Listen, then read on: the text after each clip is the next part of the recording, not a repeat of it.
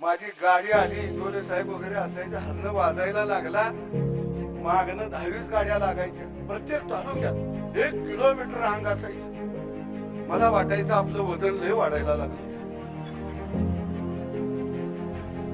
मंत्रीपद गेलं, गाडीवालं बी गेलं, गाड्या बी गेला, मी एकटाच राहिलो.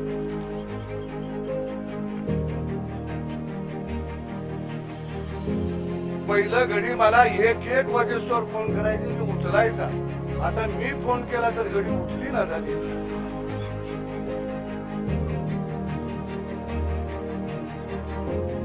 लय वाईट. हळवणकर साहेब, दुसरं सरकार आलं, मी मुंबईवरनं गावाकडे आलो, गाडीतनं बसून बॅग एक होती वर टाकली, थोड्या वेळानं खुर्ची टाकून रस्त्यावर बसलो.